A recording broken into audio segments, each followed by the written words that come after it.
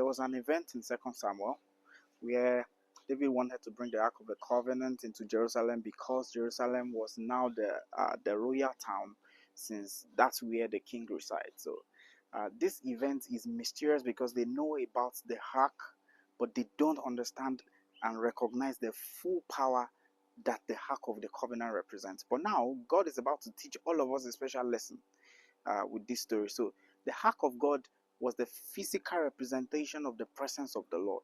Now, David coordinated the movement of the Ark of the Covenant from Bahalal in Jerusalem to from Bahalal in Judah to Jerusalem, and he coordinated it extremely well. The Ark was set on a brand new cart. It was with about 3,000 people singing praise to the Lord. They were good men surrounding the Ark as the oxen pulled the cart the Ark was set up on.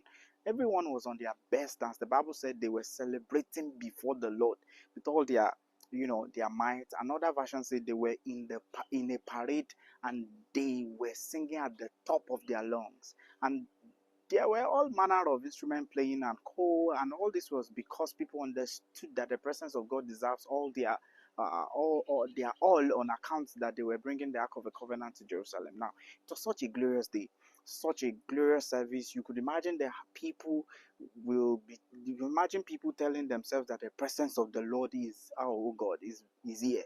The challenge was that it was as though God was just in a corner. He was silent. He didn't reject their praises. He didn't stop them.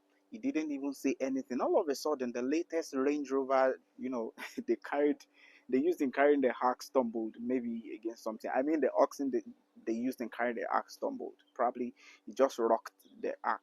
Then one man by the name of Uzzah, who was from the tribe of Judah and was among those escorting the ark by the side as the ark was being driven by the oxen. So Uzzah stretched out his hand to stabilize the ark from falling because the oxen that was carrying the ark stumbled. Now, that was when the story said God was angry because Uzzah touched the ark, and immediately God struck on that spot and that man died. You could imagine the service that day. It was a praise and welcome Holy Spirit service. Everybody was afraid as well as confused, because how can praise be this hot and palpable and then God began to kill people in the service? So they left the ark of the Lord, close by where the incident happened. And the amazing thing was that the man they left the ark in his house began to prosper. Okay, so what's this story all about? First, God is a God of patterns and principles. There were specific instructions as to how the ark of the covenant is meant to be moved. There were about 4 divisions of the Levites. Not all of them were priests. There were Merarites, there were Gershonites, there were Kohathites, and there were those from the Aaronic tribe. The Ark of the Covenant was not meant to be put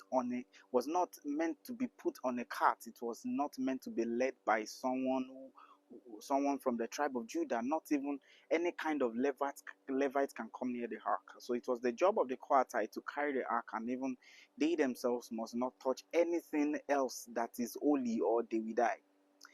That is in Numbers chapter 4 and verse 15. Their assignment was to bear the ark of the covenant on their shoulder, not to put it inside a vehicle or a cart or anything else. It must be on their shoulders, and it must be men that from the Kohathites. Even if they are moving from one country to another, they must carry it on their shoulders and move with their leg.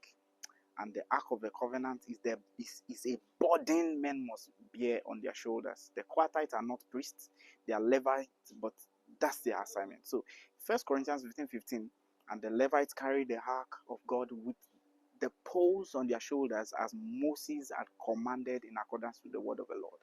So now you understand why God was angry and killed the man. You may say, it's not up to that, and God shouldn't have killed the man, and but God is a God that is upright. He doesn't bend his principles and patterns. So if not, God would have forgiven Adam and Eve in the Garden of Eden. God values his words more than anything else.